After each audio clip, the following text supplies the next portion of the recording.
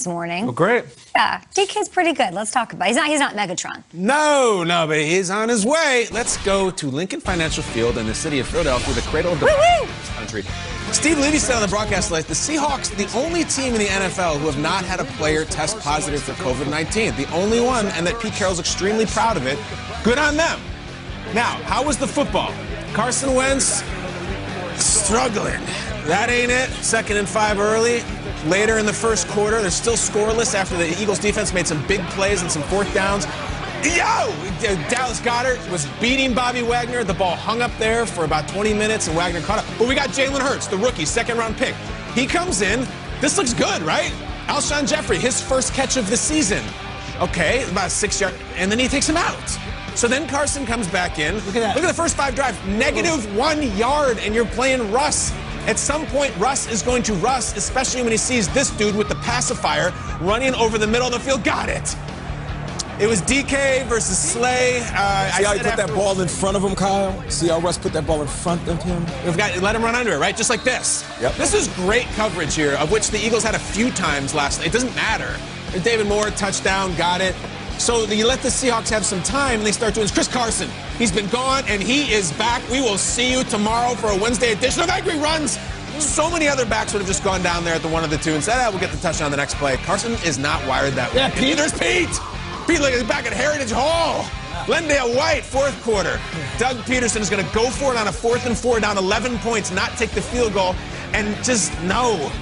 Intercepted. And look at that touchback, and then we're going to flap. It's a touch flap. Intercepted by Quandre Diggs. Carson Wentz with the classic angry chin strap rip, and the handshake with Russell Wilson, who just beat him again for the 2nd straight time in Lincoln Phi. Eagles are 3-7-1, and whoo, baby, we got to hear from Peterson, and we got to hear from Wentz. What the heck's going on out here? We just didn't make the plays. I don't think it was scheme. I don't think it was a lot of those things. We just didn't make enough plays and win enough of our one-on-ones, and I didn't, make enough plays or make enough good throws. So, that's just how it was tonight. It was frustrating. We haven't had the consistency and the continuity that you would like week in and week out. That, you look at offenses around the league that have stayed together and have stayed healthy. There's continuity and there's consistency there, and we just haven't had that this season. And it's something that we don't make excuses for it. It's where we are, and we have to get better.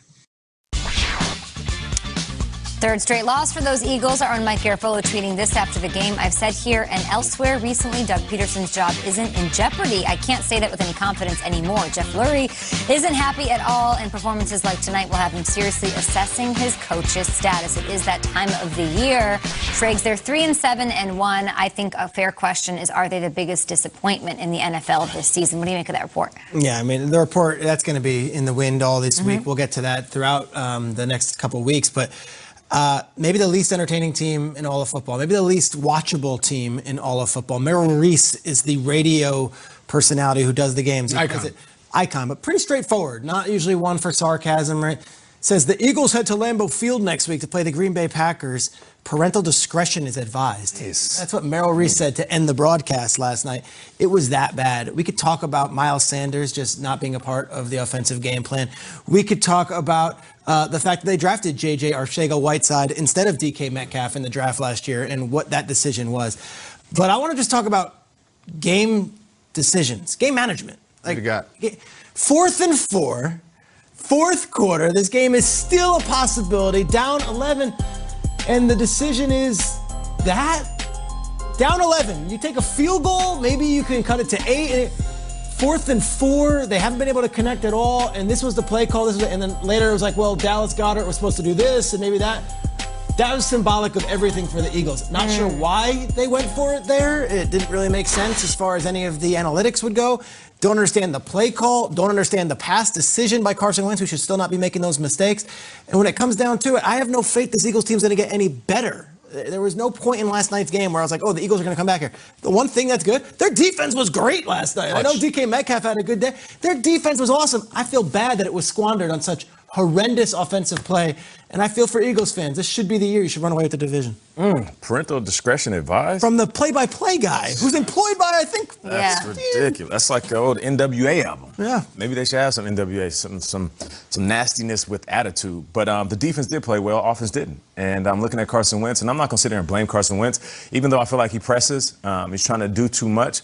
And there are moments I actually felt bad for Carson Wentz. I'm looking at him and what I perceived him as a couple of years ago, and then certain points in the game, third down, fourth down, him lining up at wide receiver and Jalen. Like, imagine that for a second. You're supposed to be a franchise face. You're one of the top paid athletes in the entire NFL, and they line you up at wide receiver on a crucial down. It really left me scratching my head.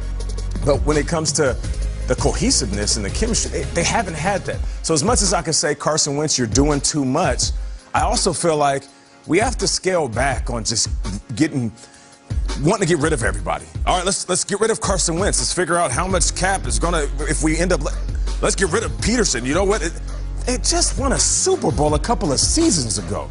Let me just talk to the fans that are calling for Carson Wentz's head. Let me talk to the fans that are calling for Doug Peterson's head. You fire your head coach, you're going to hit a hard reset. And you think you're at the bottom now, you'll be at the bottom for a long time. I don't care who you find as a head coaching candidate. Just relax. You guys have been through a lot, just like a lot of teams. You guys have dealt with a lot. There's some things that need to be fixed. It starts with your quarterback, then it works its way down. Don't start pointing to the sideline trying to get rid of guys. I don't think they should just chuck them out either, but let's go. I mean, 3-7-1. They're going to get hammered by the Packers. Then they're going to get hammered by the Saints. I'm not even going to give them a chance. I'm just conceding. They're going to be 3-9-1. So really? Yeah, I do. I think they're going to get hammered. Unless there's a major change made. And everybody's screaming, put in Jalen Hurts, put in Jalen Hurts, let's go. At least give him a shot. You spent a second-round pick. Why? It was really weird when they did. It's early on in the game. Wentz looks awful. The offensive line looks awful, so they put him in. Yep. Jalen Hurts comes out. There's Wentz standing on the sideline. Jalen Hurts lines up. All right, here we go. Let's start the sensation, start the party. Everybody line up. We've been practicing this for weeks. And he completes a 6-yard pass. Okay, that's fine. So what's he do on the next play? They pull him out of the game immediately, and what happens on this play? Wentz runs around and is sacked, like on every other play. And then, so we're reaching the point where, Nate, you said something during commercial where it's more challenging to talk about the teams now because we've talked about them for months. I feel like Doug Peterson's the same way. Yeah, he's running out of things to say because afterwards they're like, why didn't you play Jalen Hurts more? He says, well, because the offense couldn't get going. There were too many 3-and-out, so we couldn't get him in. So you're saying you didn't put the backup quarterback in because the starting quarterback was so bad? This is the snake eating its tail. It's like, well, the offense was so terrible, so he couldn't. No, that's why you put him in, Doug. And what are you waiting for? It's very frustrating. If you're not going to put him in and you're just going to die in that hell, fine. Put him number one, he completes a play, and then, all right, get back out. Why? Yeah. It's very confusing. They're very bad. We'll see you in a couple weeks at 3-9-1 and see if they can put this thing together, but I doubt it. Not going to get much easier at Packers than the Saints, than at Cardinals. Gentlemen, read them and weep. Tom Pelissero joining us right now. Tom, Ravens-Steelers was supposed to actually be played tonight, a little Tuesday night football. It got pushed again. What's the latest? Postponed for the third time, Kay, allowing the NFL's medical experts to get another day of COVID-19 testing data. Also allow the Ravens players to get back in the building for some conditioning work to try to avoid some of the soft tissue injuries that might pop up after such a long layoff. This move also forced a couple other games to be shuffled. So here is now the latest version of the schedule. The Ravens-Steelers game now set for 3:40 p.m. Eastern tomorrow. Why 3:40 p.m.? Well, NBC has the Rockefeller Center Christmas tree lighting. They're not going to interfere with that, so they'll play the game early. The Washington at Steelers game gets bounced back a day. It'll now be at 5 p.m. on Monday. Then the Cowboys-Ravens game, which initially was supposed to be this Thursday, then got pushed back to next Monday. It now will be next Tuesday at 8:05 p.m. Eastern. As for the Ravens, they did get back in the building yesterday, had a socially distanced walkthrough and conditioning session. Another walkthrough set for today before they are scheduled to travel to Pittsburgh tonight. Now, these are medical decisions, not competitive decisions when it comes to rescheduling games. That's why the Ravens-Steelers game has now been bounced back 3 times, and the Broncos were told you're playing even though they had no quarterbacks. But there are competitive implications from some of these changes. For the Ravens, running backs J.K. Dobbins and Mark Ingram, who would not have been allowed to play last Thursday or this past Sunday or even tonight, they will be eligible to play in tomorrow's game because their 10-day isolation period after a positive COVID-19 test will be over. That is potentially a big boost for Baltimore at a time the Ravens will still be down a dozen players, including their quarterback, Lamar Jackson. Very well explained. Thank you so much for joining us.